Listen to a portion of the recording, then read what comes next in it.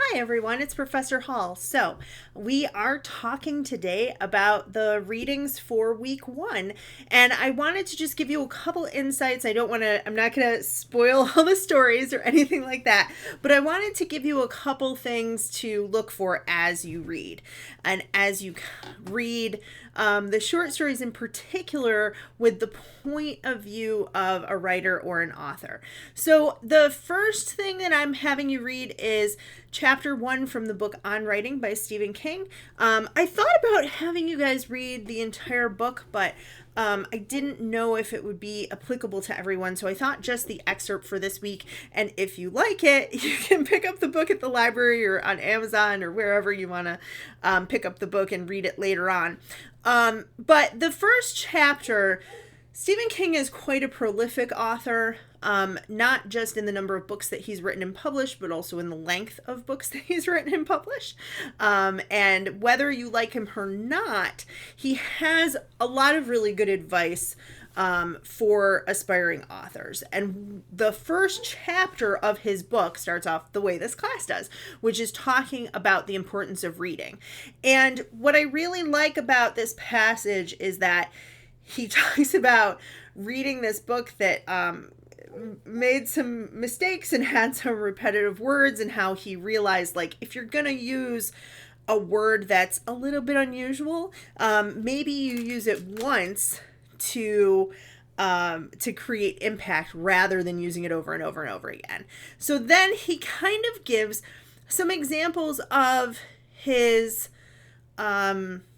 just from his own life, and he talks about the difference between talent and practicing. And if you think about writing, it is similar to playing an instrument. If you never practice that instrument, you're not going to get better at it. And similarly, writing is kind of the same way. When you're learning to play an instrument, you have to learn technique, and you have to learn different types of music. And in a similar way, you learn about writing from the things that you're reading. And so what I tried to do throughout this course is provide you with some short stories that show particular techniques that we're going to be working on. And I also have, every week except for this week, I also have what I'm calling instructional texts. They're samples from books that I have edited and published, from authors that I've worked with, and a few for myself. Just short excerpts from the first draft, and then an explanation of kind of why they didn't work, and then an excerpt of the revision and why that works better, so that you can kind of get a sense of how to build your stories and how to structure things, how to use different techniques, and also how to revise, because everybody needs revisions. So coming into the readings, the fictional readings for this week, the first one is a story called The Fat Queen. And I picked this for you very specifically because it is not good. And the other stories here for this week, we can kind of talk about and debate. Some people like them, some people don't. Some people think that they're using techniques well. But with The Fat Queen, it's written by someone who, I think eventually he might have published a book, but I know from looking at his website, this is one of his very early stories, and it kind of shows. There's a lot of a technique called telling instead of showing. And what I mean by that is we have a sentence like, Queen Alina was normal before, but because of an unknown disease, she became very fat. It would have been great to see that progression and to have it described rather than just one sentence telling the reader what's happening. When you do that, there's not as much character development.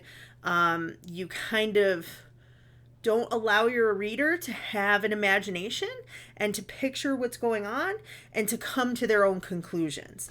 And I think that there's some lessons to be learned from The Fat Queen. Now, it's a piece of flash fiction, so that means it's under 1,000 words, so it's not very long story. But I also think The other reason I chose this is because this is something that kind of, to me, it had potential. You have a twist on a fairy tale, a queen who, rather than the beautiful queens that are in all the fairy tales, she is heavier and, according to the story, not attractive. Those two things don't always go together, but here they do. And I think that the author has kind of a point to make. But I also think that the point that the author is trying to make supersedes the storytelling. And that's an important lesson to learn. You don't want your theme or your message, which we're not going to talk about till the end of the semester. You don't want that to be at the front. At the front of your story, you want it to just be the story. Tell the story. So that's something that I'd like you to learn from that story.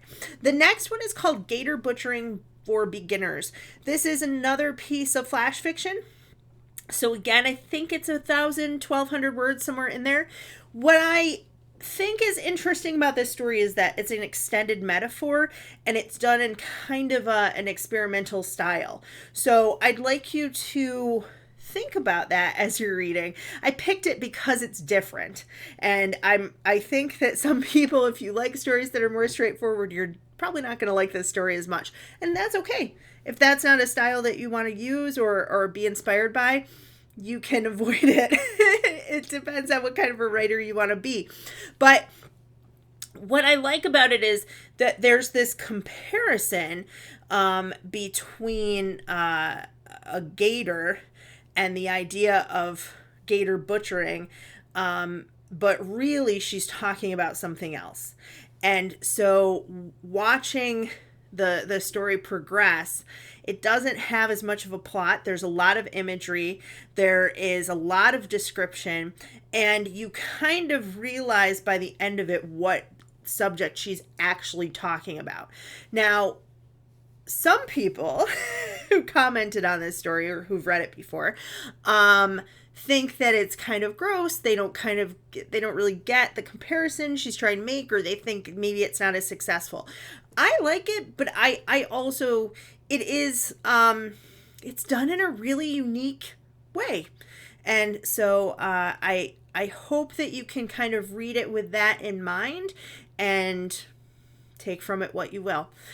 Reading 4 is a classic short story by John Updike called The A&P. This is a little bit longer than the other two. The reason that I included this story, there are some interesting things that Updike does here. So the premise of the story is that it's told from the point of view of a young, kind of awkward teenager who is working at a grocery store in the 1960s, the very early 1960s. And so 3 girls walk in bathing suits, and he is watching them. His manager is watching them, and the girls are kind of being objectified and judged by different people in the story in different ways. So it has some really interesting techniques in terms of point of view, in terms of characterization. We get a lot of characterization of these 3 girls just from the narrator's point of view, and without really knowing their thoughts or their feelings about what's happening or what they're doing. And so we also get a lot of characterization from, regarding the narrator himself, based more on his thoughts, feelings, and actions rather than what other people say or think about him. So I think that's kind of an interesting thing to watch for, especially as we go into talking about characterization later on and point of view. So the difficulty with this story is that a lot of people don't care for it. Not too much happens in terms of plot, so it really is more of a character study. There's also quite a bit of stereotyping of the young women that I don't think you could have this story written today, because it's very it's from what they would call a male gaze, meaning it's a guy looking at a woman and judging her. And so for that reason, I'd like you to take a look at it and think, does it hold up? If you had a sensitivity reader today, which a lot of people have for books that deal with things like gender and race and trauma and things like that, this doesn't deal with traumatic issues. But if you had a sensitivity reader today, would the story be different? Or our teenage boys, and they're gonna look at girls, and maybe it does hold up for that reason. You have a lot of things, I think, though, that you could take from this as an author, and some things that I haven't even mentioned in terms of setting and the other characters and the dialogue, which is fairly authentic and that kind of thing. So those are our texts for the week, and I hope you have a little bit better understanding of what to look for as you read. And when you are in the discussion forum, they're going to be a tiny bit different this week because of the reading from Stephen King, but most of our discussion forums are going to be set up the same way. So I'm excited to see your thoughts. Make sure when you do the discussion forum, you post once and then you comment twice on other people's work. Just a reminder for this week and for all the other weeks. That's it. I hope you enjoy our stories, and I can't wait to see your writing samples. Thanks, everybody.